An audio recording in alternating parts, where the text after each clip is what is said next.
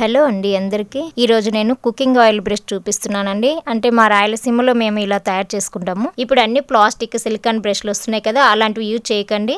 ఈ సిలికాన్ బ్రష్లతో మనం వేడి పెనం మీద ఆయిల్ అప్లై చేస్తే ఆ వేడి కరిగి మన బాడీలోకి వెళ్ళిపోయి క్యాన్సర్ వచ్చే ప్రమాదం ఉంటుంది. సో అలాంటివి అవాయిడ్ చేసి ఇలాంటివి వాడండి, బాగుంటుంది. మనకి న్యాచురల్ గా దొరికే వాటితోటే మనం తయారు చేసుకుందాం. ఇలాంటిది ఒక స్టిక్ తీసుకోండి. ఇవి ఎదురు బొంగుల స్టిక్లు, లేదంటే కరివేపాకు చెట్టు స్టిక్స్ అయినా తీసుకోవచ్చు. ఇప్పుడు ఈ స్టిక్స్ ని నేను ఇలా నీట్ గా క్లీన్ చేసి పెట్టుకున్నాను. ఇలాంటి కాటన్ క్లాత్ ఒకటి తీసుకోవాలి చిన్నది. ఇలా 2 ఫోల్డింగ్ చేసుకొని స్టిక్ కి మధ్యలోకి వచ్చేటట్టు ఇలా పెట్టుకోవాలి. ఇది కిందికి ఊడిపోకుండా దారంతో టైట్ గా కట్టుకోవాలి. లేదంటే ఒక మేక్ అయినా కొట్టుకోవచ్చు. మేక్ కూడా ఆయిల్లో ఉంటుంది, జంగు పడుతుంది కాబట్టి ఇలా దారంతో కడుతున్నాను.